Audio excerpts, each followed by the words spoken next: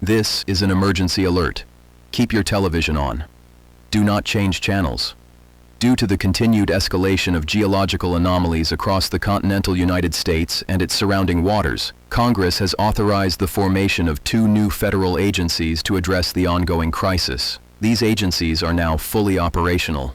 The first agency, the Continental Safety and Response Bureau, is a joint federal body composed of personnel from Homeland Security, the Federal Emergency Management Agency, and the National Geospatial Intelligence Agency. The CSRB's mandate is limited to humanitarian aid, disaster response, evacuation coordination, and the containment or mitigation of entities produced by geological anomalies. The CSRB is not a research organization. Its function is public safety, infrastructure stabilization, and civilian recovery in affected zones. Since its founding, the CSRB has overseen mass evacuations, established exclusion zones, and coordinated emergency medical response following sinkhole collapses and entity encounters. The second agency, the Federal Anomalous Phenomena Agency, is a federal scientific body composed of leading researchers across geology, biology, physics, and environmental sciences. FAPA's mandate is the study, classification, and analysis of anomalous entities and phenomena arising from the geological anomalies. FAPA does not conduct humanitarian operations and does not manage civilian access or evacuation. FAPA's research has confirmed that the anomalies are not isolated to terrestrial environments. FAPA has confirmed the existence of multiple deep-water geological formations classified as anomalous blue holes. These formations have been identified in the Great Lakes and the Gulf of Mexico.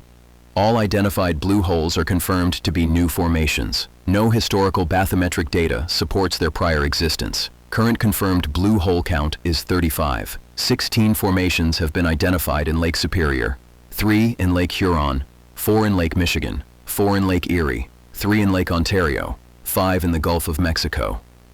These formations vary significantly in diameter and depth, with several exceeding the maximum recorded depths of their surrounding basins. Commercial and civilian fishing vessels operating near confirmed blue hole zones reported abrupt reductions in catch volume prior to closure orders. FAPA marine studies indicate an estimated 18% decline in wild fish populations across affected regions. No signs of disease, pollution, or overfishing account for the loss. Sonar data suggests directional movement of marine life away from blue hole locations. The cause of this behavior remains undetermined.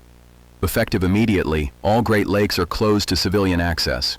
Entry into restricted waters constitutes a federal offense. Approaching exclusion boundaries may result in fines, vessel seizure, or detainment depending on proximity and intent. Maritime traffic in the Gulf of Mexico has been partially rerouted to avoid confirmed anomaly zones. These measures are preventative and are not subject to public appeal. The CSRB has successfully contained a hostile entity generated by a terrestrial geological anomaly. Extended observation has allowed further classification of the entity, commonly referred to as a crawler. It has now been confirmed that crawler entities are not organisms in the traditional biological sense. They are entirely composed of nearby geological matter, including soil, stone, and mineral aggregates. While it was theorized, it was believed to only be an outer shell that the entity used to shield itself. The entity possesses no organs, no circulatory system, and no identifiable biological structures. Despite this, the entity exhibits behavioral patterns consistent with hunger and appetite. The contained entity consumes meat exclusively. It shows no preference between species, age, or preparation. The entity does not react to plant matter, inorganic material, or synthetic compounds presented as food. How the entity converts consumed matter into energy, how it maintains mobility, and how it originated remain unknown. These findings do not imply understanding or predictability. Over the past several months, civilians have reported unauthorized interruptions of official broadcasts. The source of these interruptions is currently unknown. These incidents represent a significant national security concern. Interference with emergency communication systems poses a direct risk to public safety. Any individual with information related to broadcast interference is urged to contact federal authorities immediately. Failure to report relevant information may result in criminal liability. All civilians are reminded to remain indoors during alerts, avoid restricted areas, and to not attempt independent investigation of anomalies. Further updates will be issued as information becomes available. This concludes the emergency broadcast.